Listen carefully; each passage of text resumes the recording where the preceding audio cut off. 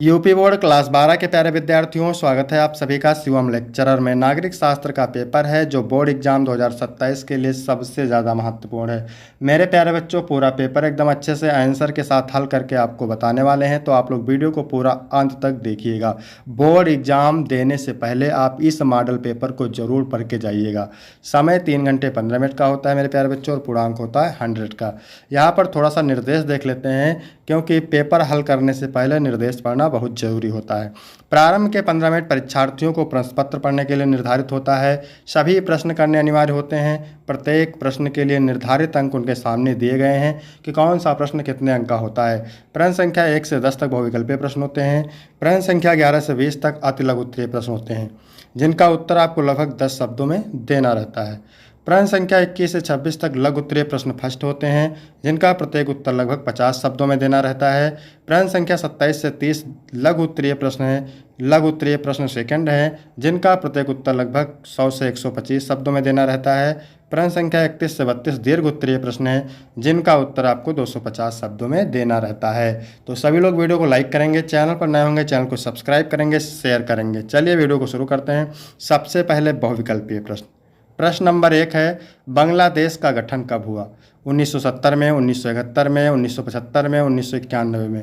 तो बांग्लादेश का गठन हुआ था मेरे प्यारे बच्चों 1971 में। बी ऑप्शन बिल्कुल राइट हो जाएगा।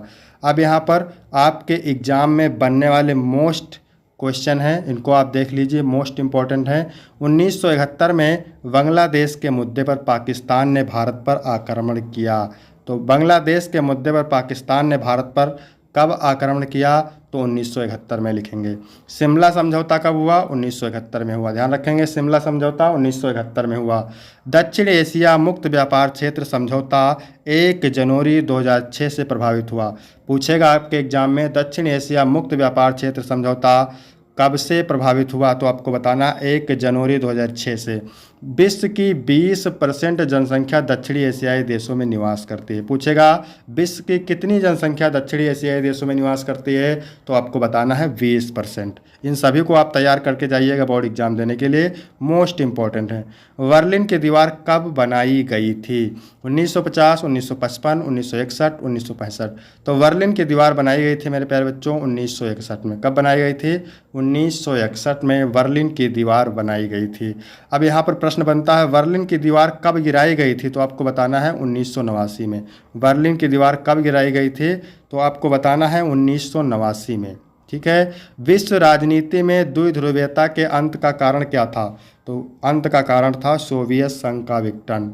ठीक है, पूछेगा एग्जाम में, विश्व राजनीति में द्विध्रुवीयता के अंत का क्या कारण था? तो आपको बताना है सोवियत संघ का विघटन। शीत युद्ध का अंत गुटनिरपेक्ष आंदोलन की भूमिका थी। शीत युद्ध का अंत गुटनिरपेक्ष आंदोलन की भूमिका थी। ध्यान रखेंगे। पेरोस्त्रोइका तथा ग्लासनोस्त नीतियों का संबंध सोवियत संघ रूस से है। प्रश्न बनता है, पेरेस्त्रोइका तथा ग्लासनोस्त नीतियों का संबंध किससे है? तो बताना है सोवियत संघ से है। पूर्व सोवियत संघ का यूक्रेन गणराज्य इस समय रूस के साथ युद्धग्रस्त है। ध्यान रखेंगे, पूर्व सोवियत संघ का यूक्रेन गणराज्य इस समय रूस के साथ युद्धग्रस्त है। सोवियत संघ के विघटन के समय वहाँ का राष्ट्रपति कौन था? Mikhail Gorbachev. मोस्ट इंपॉर्टेंट है। सोवियत संघ के विघटन के समय वहाँ का राष्ट्रपति कौन था? Mikhail Gorbachev. लेनिन की मृत्यु कब हुई? 1924 में। लेनिन की मृत्यु कब हुई? 1924 में।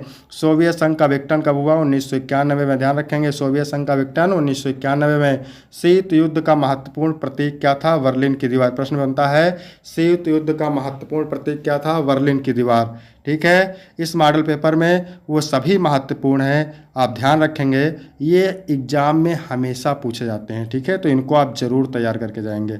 तीसरा प्रश्न है, निम्न में से कौन सा देश दक्षिण एशिया में शामिल है? भारत, पाकिस्तान, श्रीलंका, ये सभी। तो ये तीनों देश दक्षिण एशिया में आते हैं। ठीक है, अगला आगे देखेंगे, मास्ट्रिक्ट संधि पर हस्ताक्षर कब हुआ? तो बताएंगे 7 फरवरी 1992। मास्ट्रिक्ट संधि पर हस्ताक्षर कब हुआ? 7 फरवरी 1992। यूरोप में यूरो मुद्रा का प्रचलन 2002 में हुआ था। ध्यान रखेंगे, यूरोप में यूरो मुद्रा का प्रचलन हुआ था 2002 में। आसियान दक्षिण पूर्वी एशियाई देशों का संगठन है। ठीक है, आसियान दक्षिण पूर्वी एशियाई देशों का संगठन है। सबसे पहले खुले द्वार की नीति किसने अपनाई? तो चीन ने अपनाई। सबसे पहले खुले द्वार की नीति चीन ने अपनाई। मुक्त द्वार नीति का संबंध संयुक्त राज्य अमेरिका से है। ध्यान रखेंगे, मुक्त द्वार नीति का संबंध किससे है? संयुक्त राज्य अमेरिका से है। संयुक्त राष्ट्र संघ के वर्तमान महासचिव कौन है? Antonio Guterres. ध्यान रखेंगे, संयुक्त राष्ट्र संघ के वर्तमान महासचिव एंटोनियो गुटेरेस हैं। प्रश्न नंबर 4 है मेरे प्यारे बच्चों, क्योटो प्रोटोकॉल कब अस्तित्व में आया? 1982, 1988, 1997, 1999। तो क्योटो प्रोटोकॉल 1997 में अस्तित्व में आया। अब यहाँ पर देखिए मोस्ट इम्पॉर्टेंट पॉइंट हैं। एंटी बैलिस्टिक मिसाइल संधि 1972 में हस्ताक्षरित हुई थी। एंटी बैलिस्टिक मिसाइल संधि 1972 में हस्ताक्षरित हुई थी। परमाणु अप्रसार संधि पर 1968 में हस्ताक्षर हुआ था। ध्यान रखेंगे, प्रारंभ में संयुक्त राष्ट्र संघ के 51 सदस्य देश थे। प्रश्न बनता है कि प्रारंभ में संयुक्त राष्ट्र संघ के कितने सदस्य देश थे? तो बताना है 51। अंतर्राष्ट्रीय परमाणु ऊर्जा एजेंसी की स्थापना हुई थी 1957 में। और पृथ्वी सम्मेलन 1992 में हुआ था। कहाँ हुआ था? ब्राज़ील देश में हुआ था। स्टॉकहोम सम्मेलन कब हुआ था? 1972 में। रियो डी जेनेरियो 1992 सम्मेलन को पृथ्वी सम्मेलन के नाम से पुकारा जाता है। पूछ लेता है रियो डी जेनेरियो सम्मेलन को किस नाम से पुकारा जाता है? तो आपको बताना है पृथ्वी सम्मेलन के नाम से। और पृथ्वी सम्मेलन कब हुआ था? 1992 में। अगला है पॉइंट, क्योटो प्रोटोकॉल में 150 देश के प्रतिनिधियों ने भाग लिया। क्योटो प्रोटोकॉल में 150 देशों के प्रतिनिधियों ने भाग लिया। ध्यान रखेंगे, बर्ड फ्लू रोग से प्रभावित होने वाला पहला प्रधान जीव कौन है? मुर्गी। ध्यान रखेंगे। इसके बाद 5वां नंबर प्रश्न है मेरे प्यारे बच्चों, सार्क का 18वां शिखर सम्मेलन किस देश में हुआ था? भारत में, पाकिस्तान, श्रीलंका, नेपाल। तो सार्क का 18वां शिखर सम्मेलन हुआ था नेपाल देश में। वेरी वेरी मोस्ट इंपॉर्टेंट है। WSF यानी वर्ल्ड सोशल फोरम, WSF का पूरा नाम क्या है? World social forum. इसकी पहली बैठक कहाँ हुई थी? ब्राज़ील में हुई थी। वर्ल्ड सोशल फोरम की चौथी बैठक 2004 में और मुंबई में हुई थी। वर्ल्ड सोशल फोरम का मुख्य कार्य क्या था? वैश्वीकरण का विरोध करना। मोस्ट इंपॉर्टेंट है, वर्ल्ड सोशल फोरम का मुख्य कार्य वैश्वीकरण का विरोध करना। निज़ाम का संबंध भारत के हैदराबाद रियासत से माना जाता है। इसके बाद मेरे प्यारे बच्चों 6 नंबर प्रश्न है, संपूर्ण क्रांति के जनक कौन थे? मोस्ट इंपॉर्टेंट है, जयप्रकाश नारायण संपूर्ण क्रांति के जनक थे। भारत में हरित क्रांति की शुरुआत कब हुई? 1966-67 में हुई। ध्यान रखेंगे, भारत में हरित क्रांति की शुरुआत 1966-67 में हुई। भारत में मिश्रित अर्थव्यवस्था पाई जाती है। भारत में कैसी अर्थव्यवस्था है? तो मिश्रित अर्थव्यवस्था है। श्वेत क्रांति का जनक वर्गीज कुरियन को माना जाता है। ठीक है, भारत में श्वेत क्रांति का जनक वर्गीज कुरियन को माना जाता है। योजना आयोग के स्थान पर नीति आयोग का गठन कब हुआ? 2015 में। सदैव हरित क्रांति की अवधारणा किसने दिया? MS स्वामीनाथन ने दिया। अंतर्राष्ट्रीय न्यायालय कहाँ है? हेग में। कहाँ है? हेग में। मैकमोहन रेखा का निर्धारण 1914 में किया गया। ताशकंद समझौता भारत और पाकिस्तान के बीच हुआ था। मोस्ट इंपॉर्टेंट है। इसके बाद 7वां नंबर प्रश्न है, संयुक्त राष्ट्र संघ का मुख्यालय कहाँ है? तो संयुक्त राष्ट्र संघ का मुख्यालय न्यूयॉर्क में है। ध्यान रखेंगे, भारत में आपातकाल की घोषणा संविधान के 352 अनुच्छेद के अंतर्गत की गई है। भारत में संपूर्ण क्रांति के जनक जयप्रकाश नारायण है। इसके बाद प्रश्न नंबर 8 है, मानव जाति को किससे खतरा है? मोस्ट इंपॉर्टेंट है, तो मानव जाति को परमाणु हथियारों से खतरा है, आतंकवाद से भी खतरा है और प्राकृतिक आपदाओं से। तो आपका डी ऑप्शन राइट हो जाएगा। 9 नंबर है, यूनेस्को का संबंध किससे है? शिक्षा और संस्कृति से, स्वास्थ्य और शिक्षा से, व्यापार और वाणिज्य से, कृषि और तकनीकी से। तो मेरे प्यारे बच्चों यूनेस्को का संबंध है शिक्षा और संस्कृति से। ए ऑप्शन राइट हो जाएगा। 10 नंबर प्रश्न है, निम्नलिखित में से कौन संयुक्त राष्ट्र संघ का अंग है? तो सुरक्षा परिषद, सचिवालय, महासभा, ये तीनों क्या हैं? संयुक्त राष्ट्र संघ के अंग हैं। तो आपका डी ऑप्शन राइट हो जाएगा। तो यहाँ तक थे 10 बहुविकल्पीय प्रश्न और इम्पॉर्टेंट पॉइंट जो बोर्ड एग्जाम के लिए मोस्ट इंपॉर्टेंट है। इनको आप तैयार करके जाएंगे तो 100% आपके बोर्ड एग्जाम में पूछे जाएंगे। वीडियो अच्छा लग रहा है सभी लोग वीडियो को लाइक करें, चैनल पर नए हो चैनल को सब्सक्राइब करें। अति लघु उत्तरीय प्रश्न, चीन किस महाद्वीप में स्थित है? तो भैया चीन एशिया महाद्वीप में स्थित है। 2 नंबर का प्रश्न है ये। और इसके बाद 12 नंबर प्रश्न है, नेपाल में राजतंत्र की समाप्ति कब हुई थी? 28 मई 2008 को। ठीक है, भारतीय संसद पर आतंकवादी हमला कब हुआ? 2 नंबर का प्रश्न है। भारतीय संसद पर आतंकवादी हमला दिसंबर 2001 में हुआ। इसके बाद 14 नंबर है, WTO का पूरा नाम वर्ल्ड ट्रेड ऑर्गेनाइजेशन यानी विश्व व्यापार संगठन। सामाजिक सुरक्षा कवच से क्या अभिप्राय है? तो जो सुविधाएं लोगों को सामाजिक सुरक्षा प्रदान करती हैं उन्हें सामाजिक सुरक्षा कवच कहते हैं। इसके बाद 16 नंबर है, वैश्वीकरण क्या है? तो वैश्वीकरण से अभिप्राय किसी वस्तु, सेवा, पूंजी और बौद्धिक संपदा का एक देश से दूसरे देशों के साथ अप्रतिबंधित आदान प्रदान।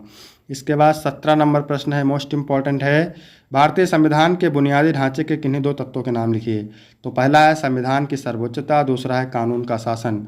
18 नंबर है, विश्व के किन्हीं 4 देशों के नाम लिखिए जो अपनी लोकतांत्रिक व्यवस्था के लिए प्रसिद्ध हैं। भारत, अमेरिका, इंग्लैंड और फ्रांस।